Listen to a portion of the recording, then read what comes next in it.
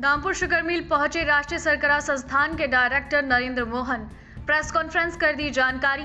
नरेंद्र मोहन ने बताया, sugar mill में जो खोई होती है, जितनी काम आती है बोले, उसके बाद बची हुई खोई के द्वारा डिस्पोजल के बर्तन बनाने में वो काम लिए जा सकती हैं।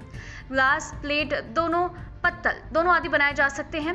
उन्होंने विस्तार से चीनी के बारे में जानकारी दी और बताया, चीनी 3 किस्म की होती है, L30, M30, S30। उन्होंने कहा, शीरे से उनके अनेक प्रोडक्ट बनाए जाते हैं और इस पर विशेष ध्यान देने की जरूरत है।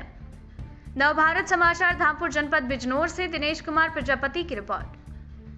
सरकार की एक फ्लैगशिप योजना है और वो ये है कि किस प्रकार से हम इथेनॉल का प्रोडक्शन बढ़ाएं और चीनी की मांग और आपूर्ति के बीच का संतुलन बनाएं। माने चीनी हम अपनी आवश्यकता के अनुसार बनाएं और उतनी चीनी रखें बफर स्टॉक में जितनी कि हमारे लिए आवश्यक हो अनफोर्सिंग सर्कमस्टांसेस के लिए। और बाकी हम इथेनॉल किन किन चीज़ों से और बनाएं, जैसे कि आपकी भी महत्वाकांक्षी योजना है। आज हम बात कर रहे हैं कि शीरा पहले केवल सी मुलासे से अंतिम शीरे से बनता था, आज बीहेवी से भी बन रहा है, सिरप से भी बन रहा है। हम और विकल्पों पर भी बात कर रहे हैं कि मक्के से बन जाए या जो राइस है उससे भी बन जाए। तो पूरा एक तकनीकी दौरा है और इनकी तकनीकी दक्षता कहाँ कहाँ बढ़ जाए, किस तरीके से ये अपनी प्रोडक्टिविटी को बढ़ा सकें, पूरा इंडस्ट्री किस तरीके से बढ़ा सके। तो हम लोगों का दौरा उसी के ऊपर है कि हम 2022 तक 10% की ब्लेंडिंग प्राप्त करेंगे, वो प्राप्त कर लेंगे और 2025 तक 1016 करोड़ लीटर हमको इथेनॉल चाहिएगा, तो वो भी प्राप्त करने की हम स्थिति में आ गए। तो ये चीनी मिलों ने बहुत बड़ा कंट्रीब्यूशन किया। और एक चीज़ मैं आपको जरूर बता दूँ, कल मैं आप लोगों से शेयर कर रहा था कि एक आपने जो काम किया अद्भुत किया और अभूतपूर्व किया चीनी मिलों ने। वैसे तो चीनी मिलों का नाम बहुत लोग थोड़ा आसानी से नहीं लेते और बहुत अच्छे संदर्भों में नहीं लेते, लेकिन कोविड काल में जब आपको कोविड काल में आपको हैंड सैनिटाइजर्स चाहिए थे तो यही उद्योग आया था और इसी उद्योग ने अल्कोहल दिया था और सबने छोटी छोटी इकाइयाँ लगा के हैंड सैनिटाइजर दिया था और इतनी बड़ी देश की सेवा की थी कि आज वो एक केस स्टडी बन गई।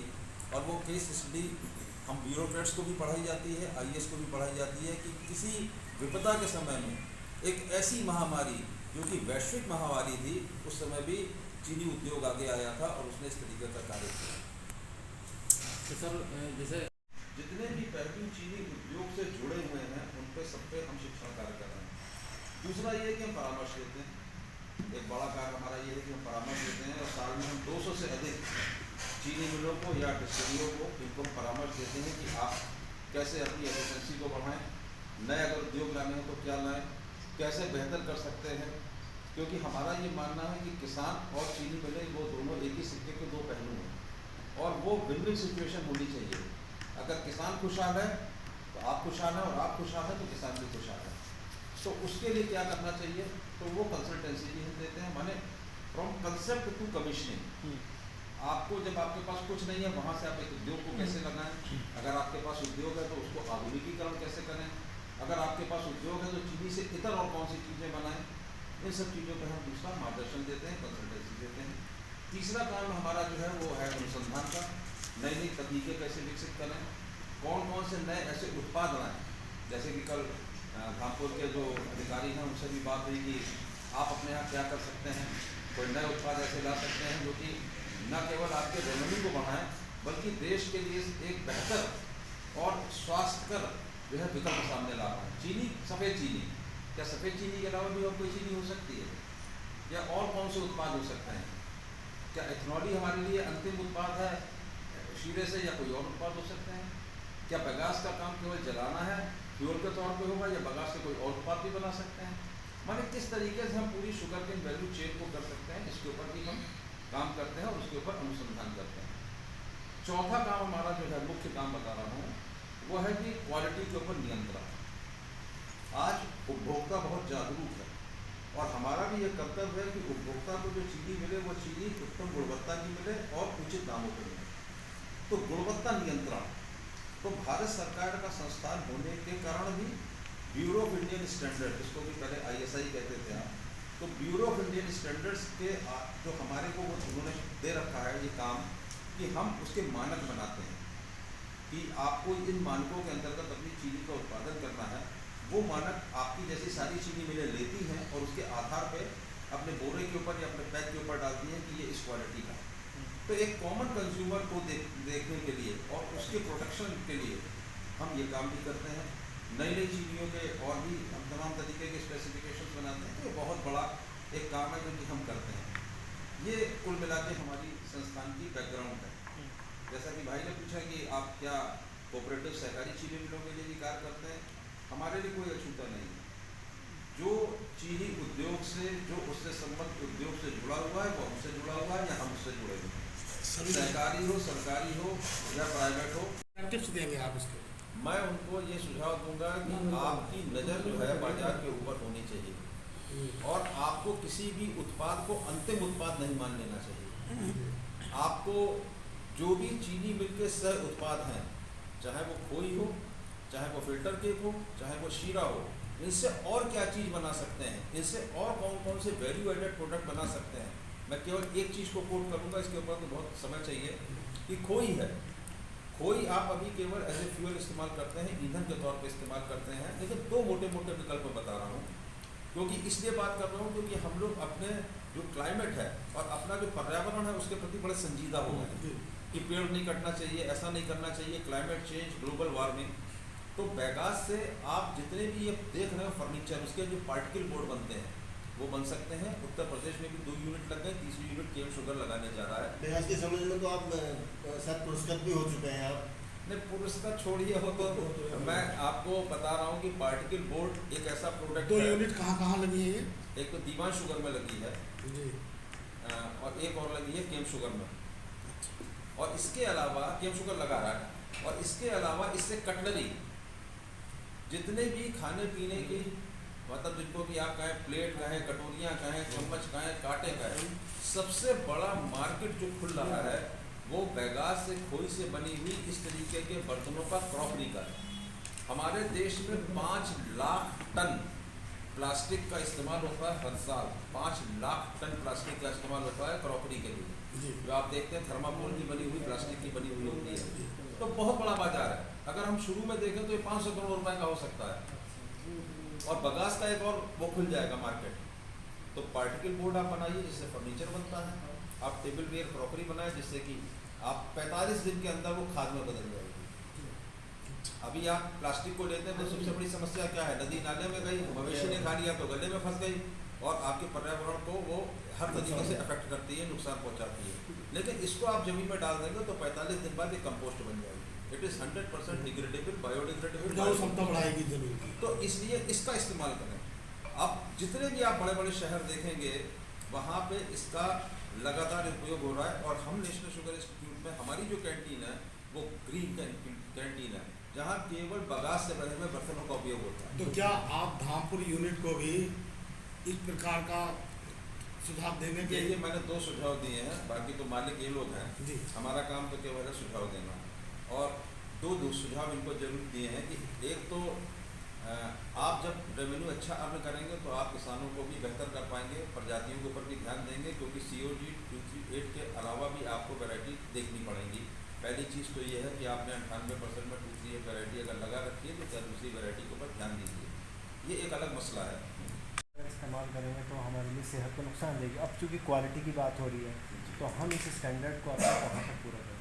देखिए उस चीज़ को कैसे ख़त्म किया जाए, चूँकि सेहत से जुड़ा हुआ है वो। देखिए ये इस तरीके के विवाद पहले भी उठते रहे हैं, और अगर आपको याद हो तो बहुत पहले विवाद उठा था कि कोका कोला, या मतलब नाम नहीं लेना चाहिए, लेकिन बहुत सारे पेय पदार्थों में जो कीटनाशक के ट्रेसेस मिले हैं वो शुगर से आए, बिल्कुल। जबकि हकीकत में ऐसी कोई भी चीज़ नहीं थी। क्योंकि आप जब चीनी की एनालिसिस बनाए, उसका विश्लेषण कहते हैं कि स्लो पॉइजनिंग है। नहीं, जब हमारी चीनी से गया ही नहीं तो मैं कैसे कह दूँगा। हमारी लैब जो है वो ब्यूरो ऑफ इंडियन स्टैंडर्ड से, national board for accreditation of laboratory से एक्रेडिटेड है। हमारे को मत जाइए और किसी लैब से करा लीजिए। क्या चीनी में वो चीज़ें पाई जाती हैं? चीनी में तो 99.8% सुक्रोज है, थोड़ा सा मॉइस्चर है, बाकी रिड्यूसिंग शुगर्स हैं। लेकिन हाँ, ये मैं कह रहा हूँ कि उनमें वो चीज़ें नहीं हैं, क्योंकि जूस के अंदर तो बहुत सारी चीज़ें आती हैं, लेकिन वो चीज़ें तो हम निकाल देते हैं ना। हम तो जो क्रिस्टलाइजेशन करते हैं वो शुगर का करते हैं। तो ये कहना कि जो उसमें लगा था, इंसेक्टिसाइड लगा था, पेस्टिसाइड लगा था, या कोई और ब्रांडेड कोई और चीज़ लगेगी, उसका ट्रेस शुगर में आया, उसकी वजह से ह्यूमन हेल्थ के ऊपर प्रभाव पड़ रहा है, ऐसा कम से कम मेरी नॉलेज में नहीं। तो हम 100% श्योर हो जाए कि मैं कम से कम 100% श्योर हूँ, जो मैंने विश्लेषण किया उसके आधार। तो जनाब एक बात ये जानकारी चाह रहा था कि उद्योगों के विकसित उद्योगों के बेहतरी के लिए विकल्प आपने बताया, किसान की आय दुगनी होने की बात चल रही है। किसान की आय दुगनी आप मानते हैं कि हुई कि नहीं हुई है, और नहीं हुई तो क्या वजह रही है? देखिए, हमारा संस्थान का जो मैंडेट है वो गन्ना कटने के बाद से चालू होता है। शुगर फैक्ट्री में चीनी कैसे बने, क्योंकि स्वस्थ दोनों होना चाहिए, किसान भी होना चाहिए और मिलर्स और फार्मर्स दोनों होने चाहिए।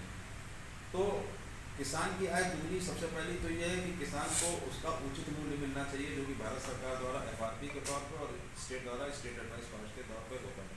और वो सरकार का एकमात्र संस्थान है और इसकी स्थापना आज से करीब 86 वर्ष पूर्व हुई थी, 1936 में। उस समय इसको जाना जाता था imperial institute of sugar technology के नाम से। जब देश स्वतंत्र हुआ तो इंपीरियल को सबको इंडियन इंस्टीट्यूट कर दिया गया, तो इसका नाम बदल के Indian institute of sugar technology कर दिया गया और 1957 से इसको नेशनल शुगर इंस्टीट्यूट के नाम से जाना जाता है। हमारे जो मुख्य कार्य हैं वो मुख्य कार्य पहला तो टीचिंग है, क्योंकि रीढ़ हैं हम जो है शर्करा उद्योग के विकास की। 1936 में क्यों बनाया गया या इसकी क्या आवश्यकता थी, तो उस समय सरकार ने ये सोचा था, एक रॉयल टैरिफ कमीशन बनाना था और उसने सोचा था कि इस देश को अगर आत्मनिर्भर बनाना है, चीनी में आत्मनिर्भर बनाना है, चीनी उद्योग के लिए अगर हमको जो चाहिए मैन पावर चाहिए वो कहाँ से आएगी। उस समय कोई ऐसा इंस्टीट्यूट पूरे देश में नहीं था और एक विकास की धारा थी कि किस तरीके से हम चीनी में आत्मनिर्भर बने, क्योंकि मुश्किल से कुछ चीनी हम उत्पादन करते थे और बहुतायत में चीनी जो है हम इम्पोर्ट करते थे। तो उद्योग आगे आ रहा था। 1930 में अगर आप देखें बहुत सारी चीनी, मैंने धामपुर भी शायद लगभग उसी की समय की होगी, तो सारी चीनी मिले तेजी से दौर चले, भारत के चीनी उद्योग में दौर चले। 1930 में चला, 1980 के लगभग चला, फिर 2007-2008 में चला, तो ऐसे दौर आए। लेकिन 1930 का जो दौर आया, जबकि देश में चीनी बहुत कम थी, तो सोचा गया कि देश में चीनी मिलें आए और चीनी मिलें अगर आएंगी तो उनके लिए हमको प्रशिक्षित मानव शक्ति चाहिएगी। वो मानव शक्ति कहाँ से आएगी, तो उसको देखते हुए नेशनल शुगर इंस्टीट्यूट कानपुर की स्थापना की गई। तो 1936 में वो आया और तब से हम इस कार्य में अपने आप को लगाए हुए हैं। लेकिन ये जरूर है कि जैसे जैसे आपने अपनी दिशा बदली, भारत के चीनी उद्योग ने सोचा कि पहले तो चीनी बनाते थे, लेकिन क्या चीनी बनाने से ही हमारा काम चलेगा, जो सह उत्पाद निकलते हैं उससे हम और क्या करें। तो आपने सोचा इथेनॉल के बारे में, सोचा को जनरेशन के बारे में सोचा, या आपकी जितनी भी टेक्नोलॉजी है उसने एक नई करवट ली।